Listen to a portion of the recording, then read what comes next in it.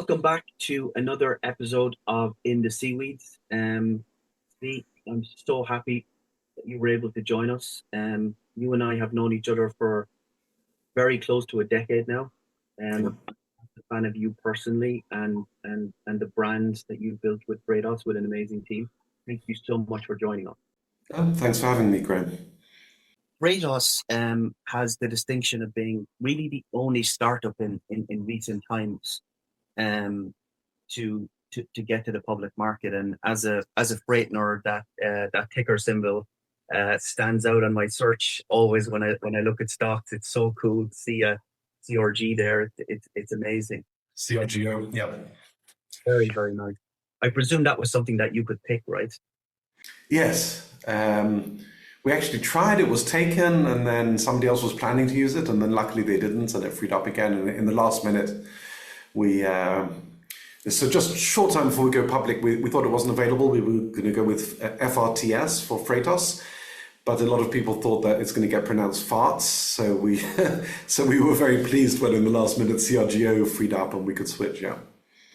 Wow, amazing. And you've had multiple journeys in your career so far, spanning many different industries. If you think back to day zero in Freightos, um, and you kind of look back on the journey so far, has there been elements of it for you? A lot of people in this industry haven't touched as many industries as you have. As you kind of look back from day zero to today, are there elements of the journey within this industry that has kind of surprised you? Well, I mean, I'm going to say the obvious thing. What surprised me, but it's not going to surprise any of your listeners, is how slowly the industry has digitalized, right? So now we all know that, but I did not. I assumed, when I started 13 years ago, that it would go faster.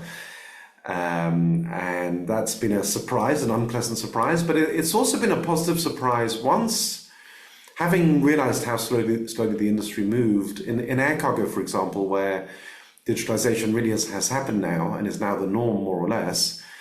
It was actually a pleasant surprise how quickly it did get adopted once it was ready. So when you look at 2020, 2021, it's kind of shocking that we were waiting till 2020 or 2021 to get APIs in most cases, sometimes even beyond. But once those APIs were there, the volume of bookings from freight forwarders really grew very rapidly. So that was actually a pleasant surprise that it was worth the wait. Yeah, absolutely. And when you think back, I mean, you've been involved and had a front row seat for those 13 years, right across the industry at the highest levels. Digitization, as you say, has been slower, particularly in ocean. You kind of think about that in terms of like just the incredible complexity of, like, as you mentioned, air has moved forward, ocean is still kind of, let's say, in progress. You put that down to, like, I have an ocean shipment coming from a factory in Chengdu, and it needs to get to a distribution center in Toronto, and all of the parties that are involved. Do you think it's just sheer complexity compared to other industries? No, I think that's an aspect. But if you look, let's say, just the ocean shipping, okay, just the container shipping, it's not at all complex. You've got 24 containers and 44 containers, and maybe you've got 40 high cube. You've got like three or four standard containers, and the ship can fit a certain number of containers, and you just have to count. Now, afterwards, there's some operational issues of which order you stack them, but the basic booking process is really dead simple. You've got a ship, it's got a schedule, it's got a certain number of slots for putting containers, and that's really very easy. And yet, here we are, we're finally this year getting APIs from, and you're in this business as well. We're finally seeing APIs from a few of the leading, container companies, but there was no inherent complexity that stopped them doing that 20 years ago. It was more either a conservatism or internal commercial complexity. They sort of grew by acquisition, and each country and each acquisition, was managed separately. So maybe the way that they didn't consolidate their business meant that they couldn't consolidate their IT. So there's some internal complexity, but there was nothing inherently complex about ocean shipping, which stopped it digitalizing. Do you agree? Yeah, absolutely. I do agree. It's just something that, a lot of people outside the industry talk to me about as well. They'll often ask me, why has it been slower compared to other industries? And a lot of people do have that kind of comment about, shipments are crossing continents and languages, and there's a dozen stakeholders in a lot of these shipments. But I would absolutely agree with you. When you look at the world we live in today and what AI and LLMs can do, or, we're now able to reuse rockets and re-land them. Yeah, Like right. we live in a world And of complexity and everything. And to your point, I don't think a lot of it is kind of driven in like sheer complexity. I think there's a lot of reasons. yeah, look, I mean, booking flights has been online for 25 years. That also involves currencies and countries, so I don't think that's a good excuse. But anyway, here we are. And on the airline side, Zvi, do you think that because it was amazing in that terrible COVID era to see the pace, particularly you guys were working at compared to everybody else, but the pace of actually, when the APIs were available to how fast you guys deployed them and helped the industry move forward, and now you've got huge adoption from the freight forwarders, as you mentioned. Do you think that, airlines had, let's say, an unfair advantage because they had the kind of technical chops in-house on the passenger side with dynamic pricing for decades? Well, I think you're asking me two things. One is that whether COVID had a big role, and two, whether the airlines, because they were digitalized on the passenger side. I think COVID was not a decisive factor. I think it gave it a push. But if you asked me in November '99, before I'd heard of COVID, November 2019, sorry, before I heard of COVID, we already knew that 2020 would be the year because we already had three major airlines connected pre-COVID. We were doing publicity around that, and we had a pipeline of more airlines who were planning to connect in 2020 regardless. So this digital air cargo revolution was going to happen with COVID or not. COVID gave it an extra push, for sure. And to your second part of your question, did the airlines have an unfair advantage? Apparently not. I mean, apparently they were quite happy for 20 years to have APIs for, and not just 20 years. I mean, I always like to remind people, Sabre, American Airlines started Sabre in 1963. So the passenger part of the airline, the first digital, they didn't call it digital in those days, but the first electronic booking of a passenger on an aircraft was in the 60s. But that didn't stop, the first airline that gave us an API was in 2018. That was Lufthansa. So apparently the apparently the passenger departments and the cargo departments do not talk to each other, and that was not an unfair advantage. I don't know why. Yeah, absolutely. I remember in my last company in containers when we were on the journey of getting a bunch of the major carriers live, and one of them, which I will not name, had a presentation from a famous mathematician, and the goal was to get um, dynamic pricing in ocean.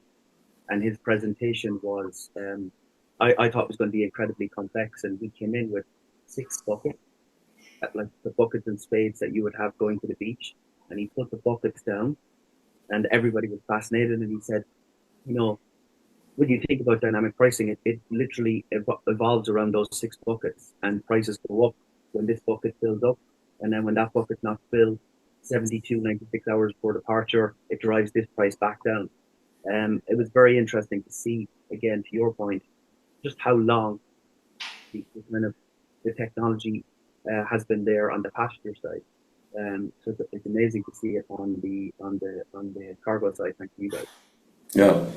Um, take just to kind of go back a little bit, so you're kind of going back to your younger years when you were studying, kind of looking to build a career and think about what you wanted to do. Where were you then? Like, did you have a kind of specific, like, I want to be X or Y, I want to build a business? How did you kind of start off? No, I wouldn't say that I knew that.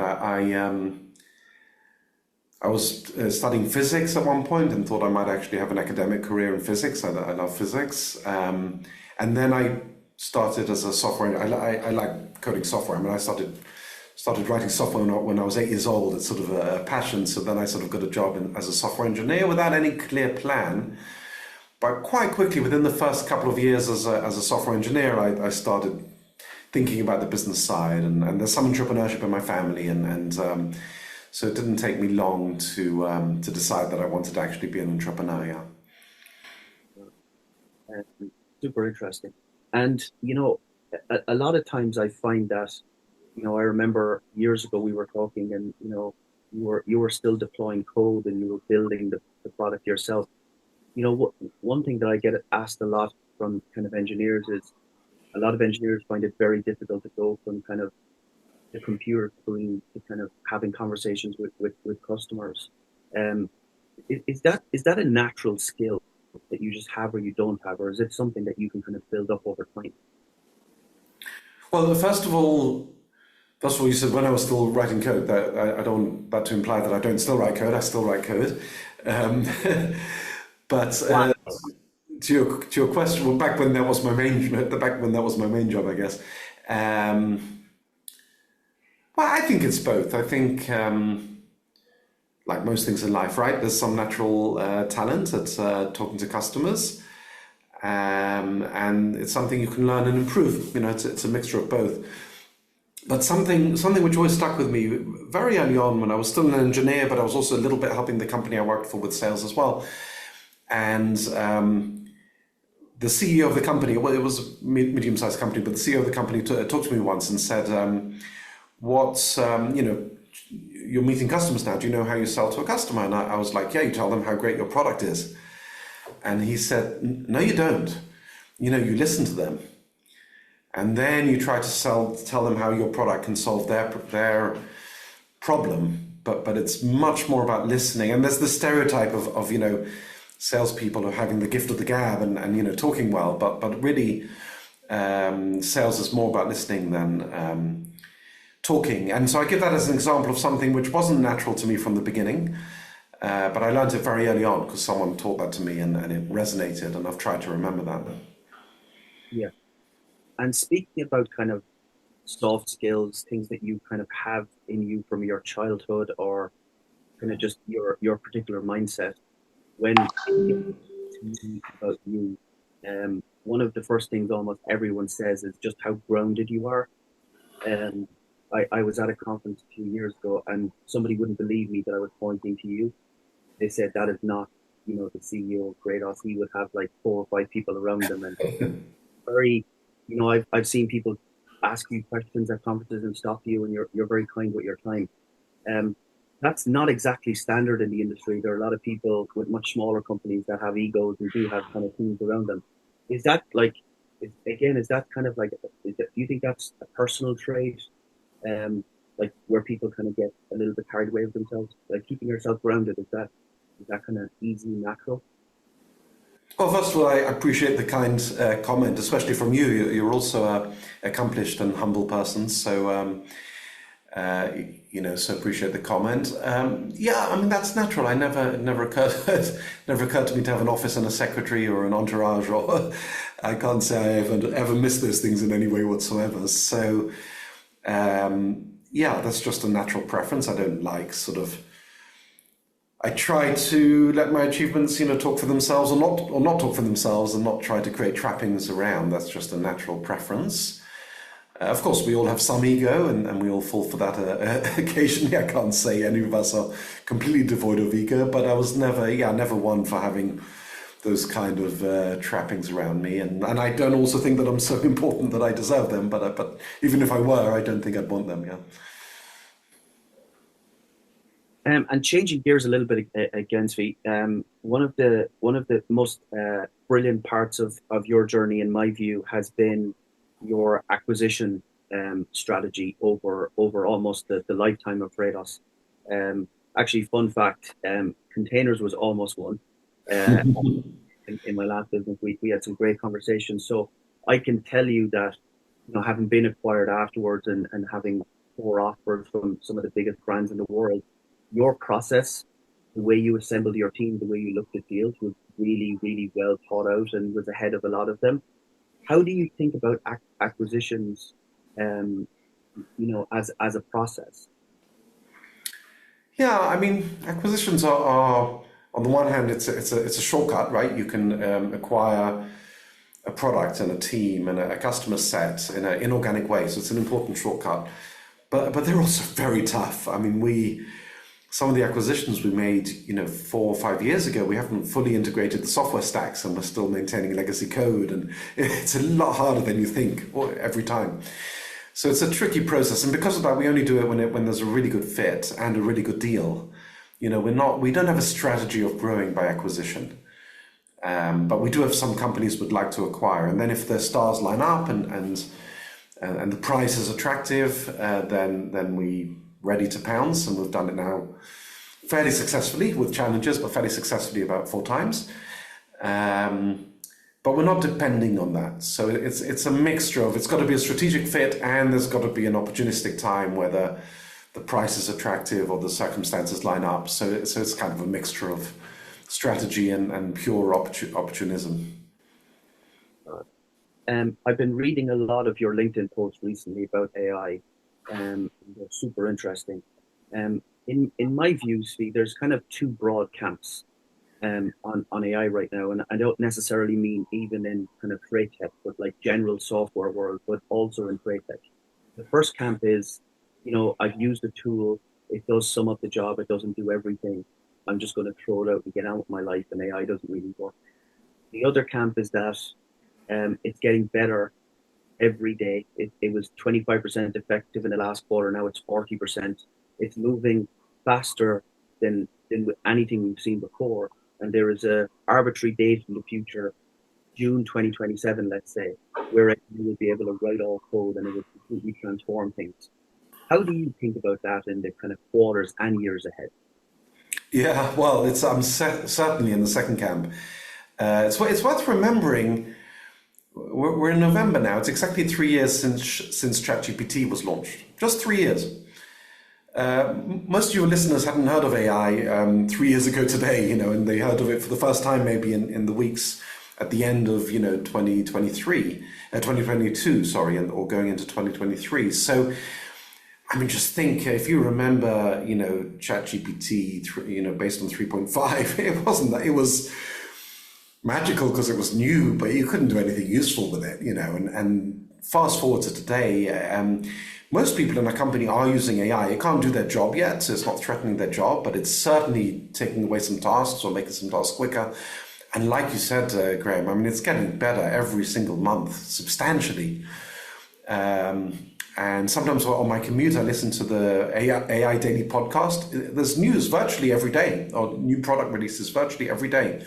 And it's a daily podcast, So now when you look at, I just gave this talk, actually, I just put it on LinkedIn today. I gave a talk at Google earlier for some Google directors earlier this week. And I showed them the exponential growth graphs of the last 3 years or more than 3 years. It is growing very rapidly and absolutely exponentially. Some of the parameters are growing 10x a year. It makes more, eclipsing Moore's law and other exponential growth that we've experienced. So yeah, this is going to. There is undoubtedly. You mentioned 2027, 2028. Based on the trends I see, yeah, probably by 2027, 2028, it's like really revolutionizing our economy and threatening the structure of our society. Latest, I think. By the end of this decade, the world's going to look very, very different. Yeah. Wow, so interesting. Because on one side, I had a conversation with some of the team this week, and we talked about again, just how fast this is moving, and we're not used to this. If you look back to the way kind of mobile and the internet came about, we needed a lot of infrastructure to be built to make that happen. Like the infrastructure, i.e., NVIDIA chips, have just been consumed the moment that they're plugged into a data center. Like the demand is there already, unlike.com. But then on the other side of that, one of our sales team had a great meeting with a Fortune 100 brand last week, and they were saying these amazing things like, "Oh, the software is X, Y, and Z," and then literally without skipping a beat, he said, "Our contract is up in November 30th, 2029. So that would obviously be the earliest we could look at changing something like this, to the point of like, enterprise software cycles in general, particularly in this industry, are very, very long. Um, is that where you kind of think about like 2030 kind of onward, that, there's one thing for the technology to advance, but us as humans, how we move are a different pace. Um, yes and no. I think different industries and different people are very different in their rate of adoption. And you've got some industries that are regulated, like medicine or driving cars. I mean, there's technology now for self-driving cars, but that's highly regulated. So I think you're right. There's a lag between the technology capability and human adoption and regulatory adoption in regulated industries, for sure. So different industries will be at a different pace in that respect. But still, I mean, if you look at an industry like ours, yeah, the carriers are slow, but to replacing software engineers, giving software engineers, tools so that they can vibe code is quick. And one of the threats, I mean, opportunities, but also threats to our society, is replacing a software engineer with a AI once it's ready, which could be not that far away, is something which can happen very quickly. So I think that's right. I think, yeah, when I say 2027, 2028, I think we could around then have an AI which is capable of doing most human jobs, and it might be, we don't know, it could be 2029 or 2030, but the best trends I can see, it's probably by 2028. And yes, that doesn't mean it will actually replace all the people at once, but there will be different industries adopting at different rates and regulation adjusting at different rates, for sure. Yeah. And when you think about it, I mean, again, you're very familiar with code and code bases in this industry. Like, where, for example, if you wanted to, start and vibe code a CRM, there's a lot of GitHub repositories that these LLMs have been trained on, and they can, put those building blocks together. What we do in this industry tends to be quite, much more nuanced, and there's not as many kind of GitHub repositories full of trained data. Like, for example, for us, we're at about 30% of code being written by AI today. I thought it'd be much higher by now, but I clearly understand, like, our back end is in Rails and it has lots of challenges. It's one of those ones where you can't really get a lot of trained data. Do you think that in our industry, the kind of, getting to 80, 90, 100% of code written by AI will be a longer process than, say, somebody in CRM or HR or more mature vertical? Um, Only a bit. The AIs are actually pretty good at because I've tried this, right? I've tried vibe coding things in our industry, and it works better than you'd expect. Not at the level of, just leave the AI completely. I've actually tried exactly what you said. I posted a video on this on LinkedIn. I actually tried giving an AI saying, just write a CRM, and then just with cursor, Claude and cursor, and it literally just sat there for a couple of hours and wrote a CRM. It was funny. I said, make a plan, and it gave me I think it was a 3-month plan for writing a CRM. I said, now execute it. And 3 hours later, it had built a CRM. And there were a couple of bugs. But so you're right. But in our industry, you need to mediate a little bit more. So you need someone who knows what they're doing to guide the AI a bit and say, look, this is what a shipment looks like, and it's got an origin and destination. You need to a little bit more mediate it and not leave it entirely alone, but with some guidance. You can do vibe coding in our industry today, and then, as we discussed before, fast forward 6 months. It's hard to remember. The term vibe coding was coined, I think, in March of this year. It's not a year old yet, and there were people doing, you had Copilot for a bit longer, but you couldn't really vibe code last year. It's really very much a 2025 phenomenon. That's how quick it's developing. So yeah, I think it's very relevant to our industry, but to your point, you do need to make sure some human is giving the industry insights to the AI in a smart way. Yeah. Yeah, incredible. Well, it's a probably one of the more interesting times to be kind of, building our companies and kind of being in this world. As you say, I share exactly uh, the same views. I think the next few years are just going to be, decades and years in lots of ways. I think it'll be very exciting. Uh, Exciting and scary, I would say, but yeah. Absolutely, yeah. Both of them, both of them. Yeah. thank you so much for taking time out today to speak to us. Really, really appreciate it. Learned a lot. And I'm looking forward to seeing you at either Barcelona or Las Vegas or Long Beach. I guess will be probably one of the Yeah, next looking forward. days. Good, good chat. Thanks, Graham.